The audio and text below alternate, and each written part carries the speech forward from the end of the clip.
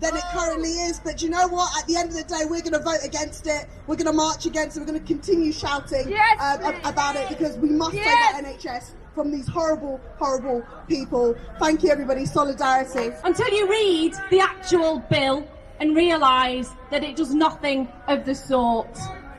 This bill is one of the most pernicious pieces of legislation that I've seen in my time in Parliament.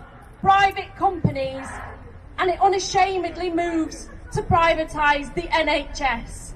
We must oppose it with every fibre of our being, and our MPs will be doing that for generations. And it's not acceptable for any company, any individual to make profit from people who are poorly.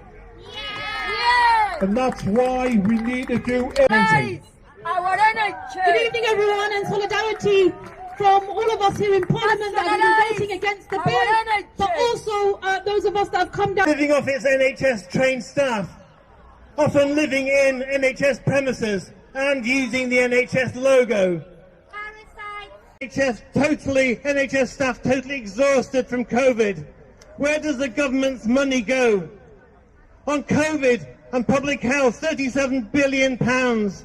Be forcing this legislation through. You know what happens when they finish their parliamentary careers. They then become consultants to the very corporations they've handed the contracts to when they're ministers. Thousands dying due to delays in A&E or ambulances. Millions waiting for treatment. Staff on their knees, suffering from exhaustion, burnout, and even PTSD. And the continuing pandemic, grossly mismanaged by our government, with over 160,000 deaths, has put intolerable strain on an already weakened NHS through years of austerity, privatisation and staff shortages. Deaths. The tide is turning. People are angry and they want to know what they can do to save their precious NHS. We think that the sort of NHS needed is an NHS which is based on rational planning, a democratic organisation, publicly provided, publicly resourced and properly staffed. We believe that the way that we're going to defend the NHS is strong, effective links with the trade unions and a return to industrial unionism. We believe that we need to make some links with some of the overseas workers who are part of our society, who are helping. Money for people and patients and workers. But we also have to say that we need more money for the NHS and social care. Respect the workers and pay them properly. So you've been here in the court, working themselves to the bone and risking their lives in this kind of pandemic. The government are introducing the biggest change to the NHS in 10 years. It's absolutely unnecessary. Oh, the introduction to it was removing Lansley's 2012 reforms, which everybody agrees was an absolute disaster for the NHS.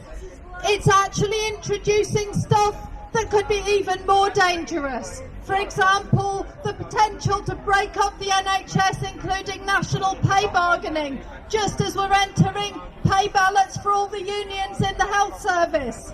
It also threatens to increase privatisation within the NHS. It also, one of the other things it promises but doesn't deliver, it was about trying to integrate health and care. It does nothing to do that. We all know what's needed to solve the care crisis. A quick message to Boris Johnson. If you're passing a bill that's going to allow private companies to sit on the boards that make decisions about how NHS money is spent and about the care people get in their local communities, yes, you are privatizing the NHS. No medical apartheid! No medical apartheid! No medical apartheid! No medical apartheid! No medical apartheid! No medical apartheid! Support the NHS workers! Support the NHS workers! You're a fucking sellout! Sellout! Sellout! We will deal with the level of